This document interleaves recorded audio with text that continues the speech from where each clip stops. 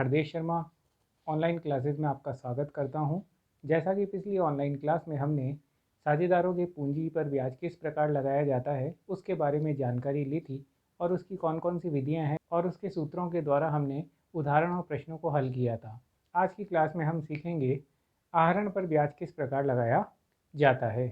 तो चलिए क्लास को स्टार्ट करते हैं।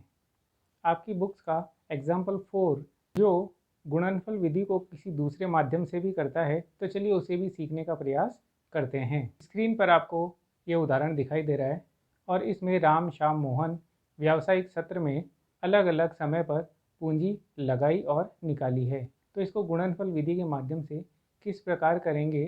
सर्वप्रथम जैसा कि प्रश्न में लिखा गया है, राम के लिए बात की जा रही है सर्वप्रथम, तो इसने 1,00,000 रुपये पूरे 12 महीने के लिए लगाए हैं वर्ष में। वहीं शाम के लिए हम बात करें, सर्वप्रथम इसने 50,000 रुपये लगाए व्यापार में, लेकिन 3 माह के बाद उन्हें 60,000 रुपये तक ले जाया गया। यानी ये जो 50,000 थे ये हमारे लिए 3 महीने तक रहे और जो इसने 60,000 रुपये लगाए वह आगे तक रहेंगे। और इसमें लिखा है कि 8 माह बाद यानी 8 माह तक ये पैसा हमारे पास रहा। तो 8 में से 3 महीने तो हमारे 50,000 थे, उसके बाद हमने उसको 60,000 तक बढ़ाया, तो 8 में से 3 चले जाएंगे, तो ये हमारे 5 माह यहाँ तक काउंट होगा। और हमने 8 माह बाद कितने कम कर लिए, 5,000 रुपये, किस में से, 60,000 में से। तो यहाँ अब हमारी राशि हो जाएगी 55,000। तो बचे हुए जो बाकी के 4 माह है उसके लिए यानी पूरे 12 माह के लिए हमारे शाम का कैलकुलेशन आ गया है। अब बात करते हैं मोहन के लिए कि मोहन ने क्या किया। मोहन ने 70,000 रुपये लगाए, ये हमारे प्रथम 4 माह के लिए हैं। और उसने 4 माह बाद 20,000 रुपये इसमें से निकाल लिए, यानी कि माइनस 20,000 रुपये इसने 4 माह बाद करे हैं। तो बाकी के 8 माह तो हमारे लिए ये रह जाएंगे और 20,000 कम हो जाएंगे, तो ये पैसे हमारे पास आ जाएंगे। अब इनके अनुसार पहले वाले की राशि हो जाएगी हमारे लिए 12 लाख। इनको इंटू करते हुए चलना है हमें। 1,50,000, 3 लाख, 2,20,000 रुपये, 2,28,000, 4 लाख रुपये।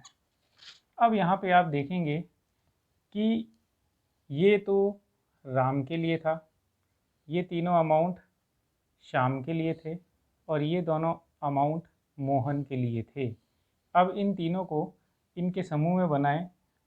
12 लाख राम के लिए अनुपात शाम का, इन तीनों का टोटल जोड़ते हैं 6,70,000 अनुपात इन दोनों को जोड़ेंगे 6,80,000 रुपये।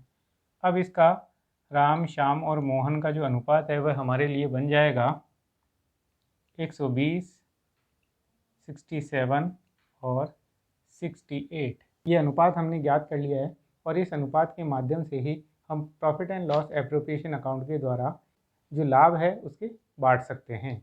चलिए अब बनाते हैं हम profit and loss appropriation account. Date, particulars, amount हम लिख लेंगे और उसके बाद हम यहाँ लिखेंगे बाय नेट प्रॉफिट। जो हमें प्रश्न में दिया गया है वो हम लिखेंगे 5,10,000 रुपये। इसके अलावा हमारे पास कोई जानकारी नहीं है, तो हम यहाँ पे इसी को आधार मान के साझेदारों की पूंजी के अंदर इसे बांटेंगे। तो हम लिखेंगे टू पार्टनर्स कैपिटल अकाउंट। यह हम बात करेंगे राम के लिए, हम बात करेंगे श्याम के लिए और बात करेंगे मोहन के लिए। जैसा कि प्रश्न में हमें पता है कि हमने इन्हें 120, 67 और 68 अनुपात में ज्ञात किया था। अब हमें लाभ की राशि दे रखी है 5,10,000, तो हम लिखेंगे 5,10,000 इंटू 120, तीनों अनुपातों को जोड़ करके इसका टोटल आता है 555 और राशि ज्ञात करेंगे। ऐसे ही शाम के लिए 67 और 5,10,000 इंटू 68/255 भाग देकर के जो राशि निकलेगी वह है हमारे लिए 2,40,000, 1,34,000 और 1,36,000 रुपये। इस प्रकार से हम इसे सॉल्व कर सकते हैं। तो मैंने आपको गुणनफल विधि को एक तो टेबल के माध्यम से बनाना सिखाया और एक शॉर्ट ट्रिक के माध्यम से हम डायरेक्ट भी इसको कर सकते हैं।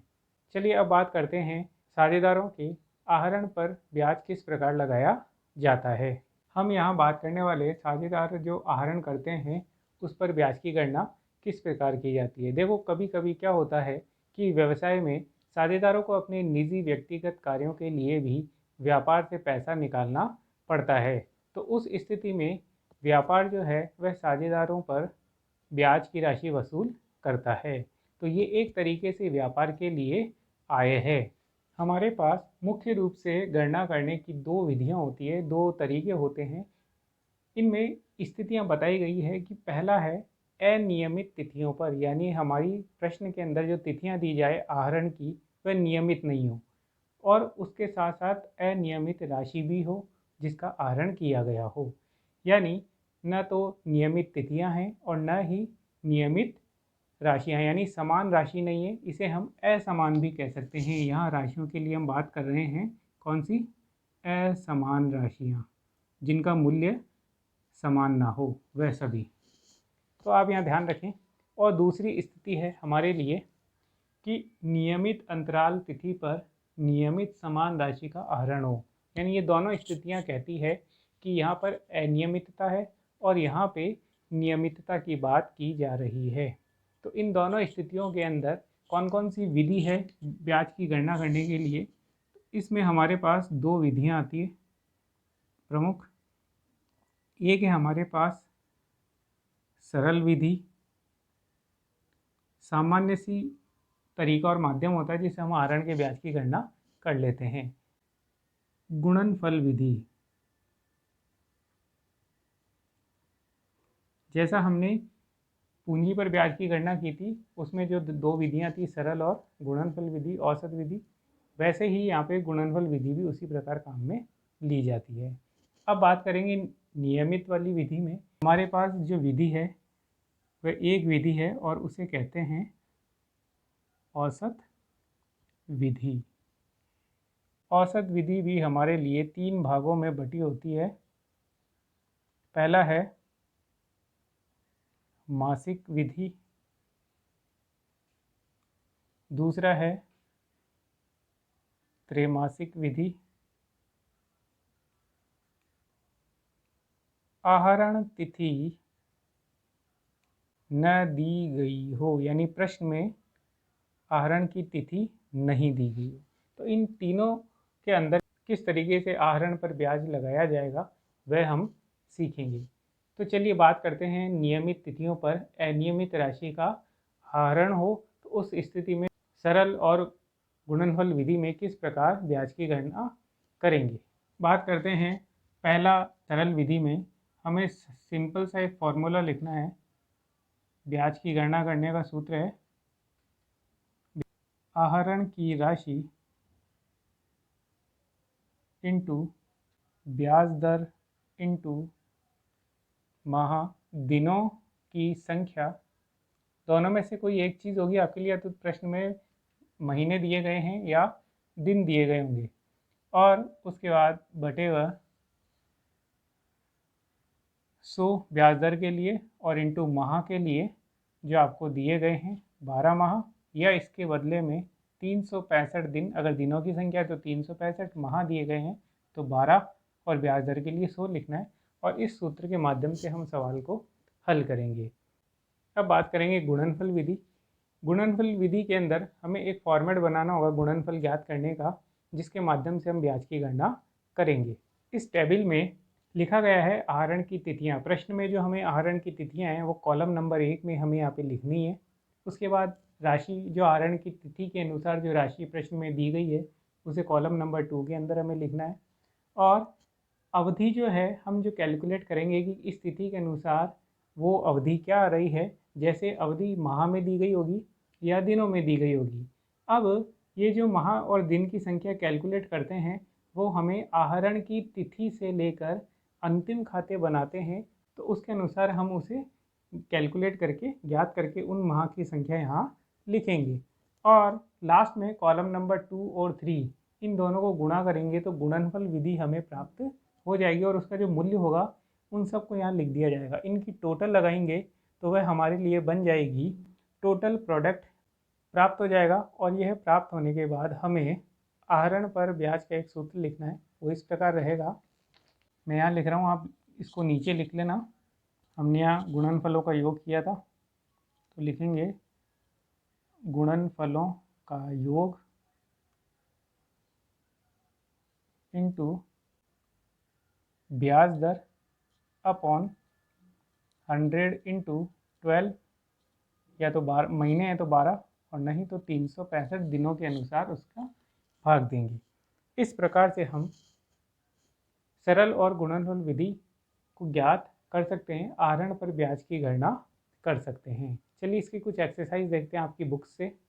जैसा कि स्क्रीन पर आपके एक एग्जाम्पल आ रहा है जिसमें बताया गया है कि 31/5/16 को राम ने 2000 रुपये तथा 30/9/16 को राम ने 3000 रुपये व्यवसाय से निकाले। व्यवसाय की जो क्लोजिंग डेट है वह 31/12/16 को मान्य होगी। इसके अनुसार हमें आहरण की राशि ज्ञात करनी। तो यहाँ पर हम सरल विधि का उपयोग करेंगे। हमारे पास यहाँ पे क्लोजिंग डेट दे रखी है 31 दिसंबर 2016 की। हम राम के लिए खाता बना रहे हैं और इसमें 31/5/16 को उसने व्यवसाय में पैसा निकाला, आहरण किया 2000 रुपये इंटू, अब इसकी जो प्रतिशत है वह है 12%, दर दे रखी है हमें। और महीनों की संख्या अगर हम कैलकुलेट करें तो 31/5 से आप कैलकुलेट करेंगे तो 6, 7, 8, 9, 10, 11, 12 यानी कि 7 माह के लिए ये उपयोग किया गया है। तो आप इसे कैलकुलेट करें तो हमारा आंसर आएगा 140। वहीं हम 30/9/16 के लिए उसने 3000 रुपये निकाले, वही 12% की दर है और यह 30/9 को थे तो 10, 11, 12 तक ही हम कैलकुलेट करेंगे और हमारे लिए 3 महीने की राशि ज्ञात करेंगे। तो ये हो जाएगा 90 रुपये। इस प्रकार हम इसे सॉल्व कर सकते हैं। अब बात करते हैं गुणनफल विधि का। इसका भी एक एग्जाम्पल देखते हैं। जैसा कि स्क्रीन पर आपको एग्जाम्पल 5 के बाद एग्जाम्पल 6 भी नज़र आ रहा है और इसमें गुणनफल विधि के माध्यम से आहरण के ब्याज की राशि ज्ञात करनी है। तो इसे भी हम सॉल्व करते हैं। हम यहाँ एग्जाम्पल 6 के लिए एक सारणी बनाएंगे। गुणनफल ज्ञात करने के लिए वही हमें 4 कॉलम बनाने हैं कि हेडिंग्स आपको पता है। हम डायरेक्ट प्रश्न को सॉल्व करते हैं।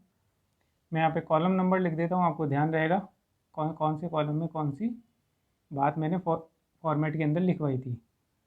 और 4 के अंदर हम 2 × 3 करेंगे। सर्वप्रथम तारीख की बात करते हैं। पहली तारीख है प्रश्न में 1/4/16 जिसको आहरण की गई राशि है 1000 रुपये और ये पूरे 12 माह के लिए हमारे हमें आइए। अब बात करते हैं दूसरी तारीख है हमारे लिए 30/6/16 जिसको हमने 1200 रुपये काम में लिए थे और ये हमारे काम आई है 9 माह के लिए। नेक्स्ट है हमारे 31/12/16 को हमने 1500 रुपये काम में लिए जो 3 माह के लिए उपयोग में रहे हमारे जनवरी, फरवरी, मार्च तक। और एक है 31/3/17 को हमारे 20,000 रुपये, लेकिन ये 31/3 अंतिम दिन है इसलिए हम इसको काउंट ना करेंगे और इसके लिए हम ज़ीरो वैल्यू कैलकुलेट करेंगे। अब गुणनफल विधि हम निकाल लेते हैं इनके, इन दोनों को इंटू करेंगे 12,000, 4,500 रुपये और इसके ज़ीरो। तो हमें यहाँ पे टोटल प्रोडक्ट प्राप्त हो गया है 27,300 रुपये। फॉर्मूले के द्वारा इसको कैलकुलेट करते हैं। आहरण पर ब्याज की राशि होगी हमारे लिए 27,300 इंटू, प्रश्न में प्रतिशत दे रखी है हमें 12 और इंटू 12 मांगे लिए। 12 से 12 कट गए, 273 रुपीज़ जो है वो हमारे लिए कैलकुलेट कर ली हमने। आहरण के ब्याज की राशि गुणनफल विधि के द्वारा किस प्रकार ज्ञात की जाती है। आज की क्लास में बस इतना ही। Thank you.